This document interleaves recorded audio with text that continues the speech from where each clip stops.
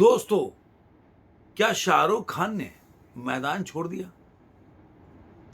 क्या उनकी डंकी लड़ाई के पहले ही मैदान से भाग गया?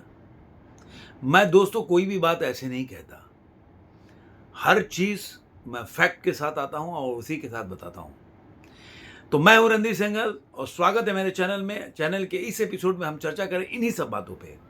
लेकिन उससे पहले आप मेरे चैनल को सब्सक्राइब कीजिए, लाइक कीजिए, कमेंट कीजिए और दोस्तों के साथ ज़रूर शेयर कीजिए और उनको बताइए कि मैं कितना अच्छा वीडियो बनाता हूँ और बहुत ही तटस्थ तरीके से बताता हूँ मैं।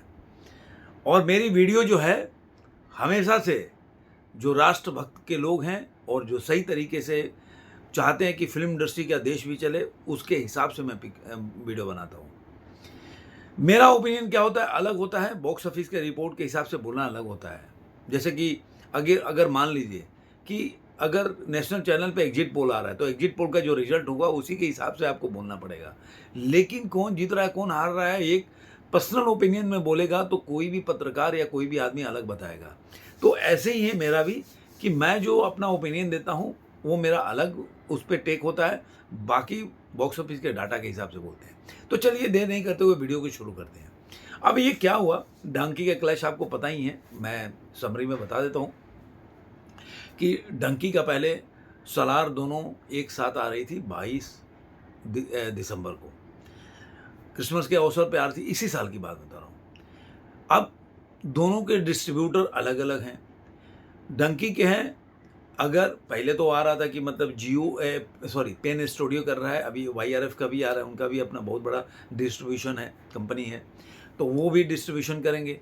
लेकिन जो सलार है उसके हैं AA फिल्म्स, माने अनिल तडानी जो रवीना टंडन के हस्बैंड हैं, उन्होंने काफ़ी बड़ी बड़ी पिक्चरों का भी डिस्ट्रीब्यूशन किया है। तो ये क्लैश हुआ तो दोनों की स्ट्रेटेजी हो गई क्योंकि दोनों बड़ी पिक्चरें हैं। और प्रभास तो जानते ही हैं, आज के टाइम में उनको साउथ का स्टार नहीं बोल सकते आप, उनको पैन इंडिया स्टार बोल सकते हैं। प्रभास का नाम ही काफ़ी है किसी भी मूवी को फर्स्ट डे में 80 से 100 करोड़ का ओपनिंग देने के लिए। अगर इंडिया लेवल पे देखेंगे तो प्रभास एक अलग लेवल के हैं और कोई भी सामने अगर आएगा ना तो एक बार को हिल जाएगा, क्योंकि उनको माना जाता है कि वो बॉक्स ऑफिस के डायनासोर हैं। ये मैं नहीं बोल रहा हूँ, ये बॉक्स ऑफिस के जो ट्रेड हैं वो मानते हैं, he is the dinosaur of the box office, उसके बाद ही कोई है। तो कोई भी आदमी डरेगा उससे मूवी को उसके साथ लाने के लिए। उसके साथ आप ये भी जानते हैं, प्रशांत जो नील है, मतलब जो इसके डायरेक्टर हैं, उन्होंने इसके पहले KGF चैप्टर 1 KGF चैप्टर 2 उन्होंने डायरेक्ट किया था और उनकी मूवी रिकॉर्ड बनाई है। मतलब KGF चैप्टर के लिए बताने की किसी को जरूरत नहीं, नाम ही काफ़ी है। तो वो अपनी मूवी लेके आ रहे हैं सलार।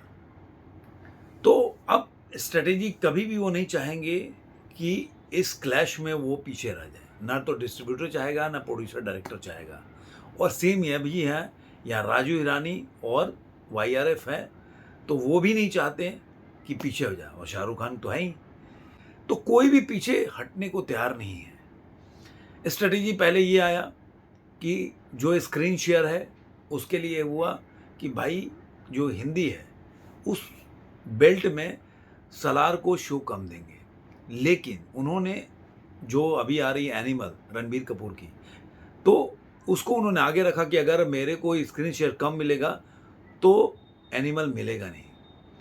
तो एक क्लैश का एक युद्ध यहाँ पे हुआ, पॉइंट नंबर 1। पॉइंट नंबर 2 पे आया कि उन्होंने बोला कि प्रभास के साथ 2 ट्रेलर रिलीज करेंगे।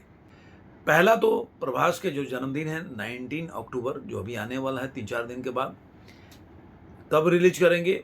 और दूसरा जो दिसंबर के फर्स्ट वीक में रिलीज करेंगे, क्योंकि 22 दिसंबर को आ रहा है, तो एक हाइप क्रिएट करेंगे, उसके बाद जो पिक्चर है उसके बाद रिलीज करेंगे। और उन्होंने इसके साथ ही एक और छक्का बोल सकते मारा, इसमें एक रोल यश का भी है, जो बताया जाता है कि कम से कम 20 मिनट का रोल यश का भी है। तो एक साथ अगर प्रभास और यश की फाइट होगी तो आप इमेजिन कर लीजिए, मेरे को बोलने की ज़रूरत नहीं है कि उस मूवी का थिएटर में क्या हालत होगा। अब इस स्टडी के सामने जब शाहरुख खान का टीम, या यूँ बोल सकते हैं कि YRF का टीम जब आगे आया तो उन्होंने क्या किया, उन्होंने भी 2 टीजर रिलीज करने के लिए बोला, लेकिन उनको काम बनते देखा नहीं। तो अब दोनों तरफ से एक और चीज होने लगा कि जो सलार की टीम है वो बोल रही है कि जो डंकी मूवी है वो डल्कन सलमान, जो कि साउथ के बहुत बड़े स्टार हैं, वो भी उनकी मूवी है CIA कॉमरेड इन अमेरिका। तो इस पे जो डंकी का टीम है उन्होंने इस पे क्लैरिफिकेशन दिया, Rajkumar Hirani will never ever remake a film, he will be never copy scene from other films. Abhijat and Raju sir have enough talented potential to turn original idea in the iconic ones. Donkey will be no exception. दूसरा claim करते हैं कि ये जो movie है Amy Virk की आजा Mexico चलिए, ये या इसका रीमेक है। तो उन्होंने इस पे सफाई तो दी है। अब वो जो डंकी की टीम है वो सलार के ऊपर बता रही है कि ये इन्हीं की, जो प्रशांत नील हैं उन्हीं की मूवी जो है उग्रम, उसके रीमेक है। तो उन्होंने बोला ये नहीं है, बिल्कुल नई कहानी है। तो ये नया नया स्ट्रेटेजी अपना रहे हैं एक दूसरे को कि हम इस तरह से अगर बोलेंगे कि ये मूवी रीमेक है तो ऐसे ही दर्शक की एक जो क्यूरियोसिटी है वो कम हो जाएगी, क्योंकि अगर दर्शक देख चुका है पहले पिक्चर तो क्यों जाएगा देखने के लिए। तो ये स्ट्रेटेजी चल रही थी। दूसरा एक बहुत बड़ा मुझे ऐसा लगता है कि बुक माई शो में जब लाइक को देखिएगा, व्यू देखिएगा, तो उसमें केवल 80% के आसपास डंकी को मिला है, लेकिन 3.5 लाख के आसपास सलार का लाइक है। तो ये सब कारण होगा जिसकी वजह से डंकी की टीम, मुझे लग रहा है कि वो लोग जोखिम उठाना नहीं चाहते। तीसरा, क्योंकि डंकी जो है एक सोशल ड्रामा पे आधारित है और सलार जो है एक्शन मूवी है। तो कभी भी आप जाएंगे तो सोशल जो ड्रामा होता है उसको लोग उतना तवज्जो नहीं देते हैं, एक उसका लिमिट है।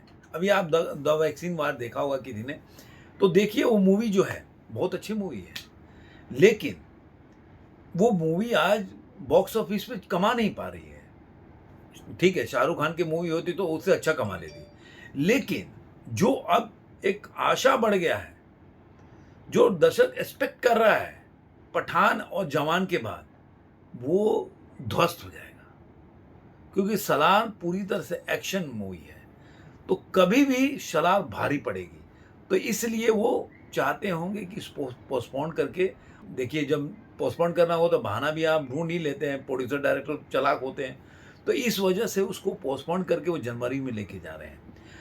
अब जनवरी में भी अगर लेके जाते हैं तो जनवरी में भी ऋतिक रोशन की फाइटर आ रही है, तो क्लैश तो किसी मामले में होना ही है। तो देखते हैं डंकी का हालत क्या होगा।